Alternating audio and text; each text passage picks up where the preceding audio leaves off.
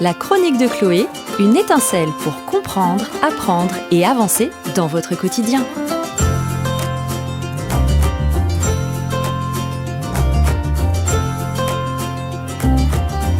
Bonjour à toutes et à tous et bienvenue dans la chronique de Chloé. Le mois de mai est une période particulière pour de nombreux élèves. Les contrôles s'enchaînent, les examens approchent et avec eux revient toujours la même question. Comment faire pour mémoriser efficacement ? Parce que bien souvent, les élèves passent des heures à relire leurs cours sans que cela ne soit réellement efficace. Et il est important de comprendre une chose essentielle. Ce n'est pas le temps passé à réviser qui compte le plus, mais la manière dont on révise. Contrairement à ce que l'on pense, relire son cours encore et encore n'est pas la meilleure stratégie.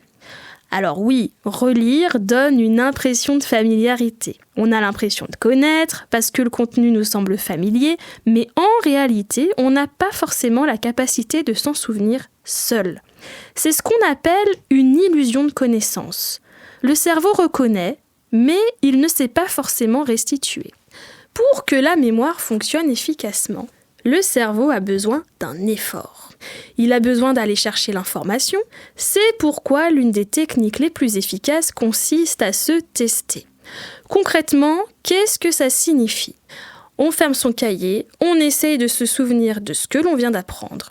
On peut essayer de réciter, d'écrire ce dont on se souvient ou simplement de répondre à des questions.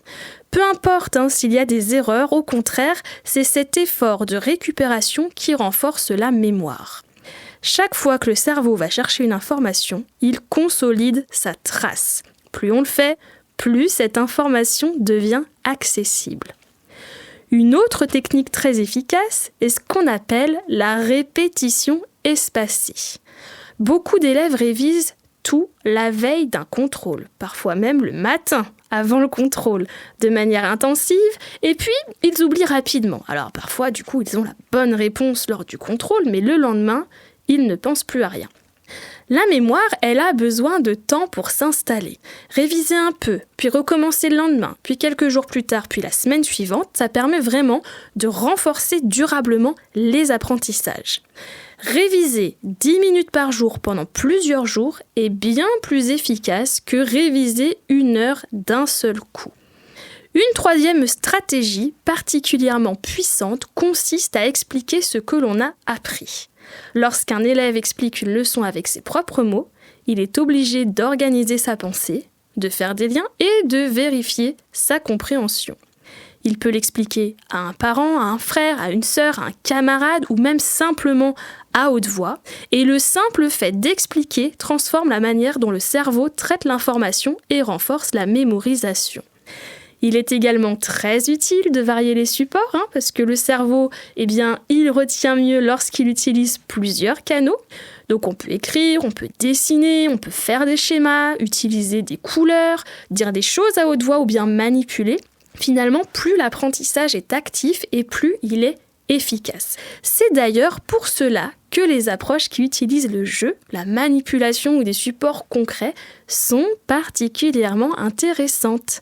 Elles permettent notamment au cerveau de s'engager pleinement dans l'apprentissage. Et puis, il est aussi important de parler des pauses. Le cerveau ne peut pas rester concentré efficacement pendant des heures et des heures et des heures. En moyenne, la concentration optimale dure entre 20 et 30 minutes. Après cela, l'efficacité diminue et faire une pause ne fait pas perdre du temps. Au contraire, ça permet vraiment au cerveau de consolider les informations et de revenir en étant plus disponible. Et il suffit de quelques minutes, on se lève, on marche un peu, on boit un verre d'eau, on respire un bon coup et puis on reprend les révisions. Mais il y a un point fondamental que l'on oublie souvent. La mémoire fonctionne beaucoup mieux lorsque l'on comprend. Apprendre sans comprendre, c'est fragile. Comprendre permet de donner du sens et ce sens facilite la mémorisation. Lorsqu'un élève comprend, il peut reconstruire l'information même s'il ne se souvient pas de son cours mot pour mot. Il est également important de rappeler aux parents que les difficultés de mémorisation ne sont pas un manque de volonté. Bien souvent, les élèves n'ont tout simplement jamais appris comment apprendre. Ces stratégies, elles ne sont pas toujours enseignées, alors qu'elles peuvent vraiment transformer complètement la manière de réviser. La mémoire, malgré ce que certains pensent, ce n'est pas un don réservé à certains.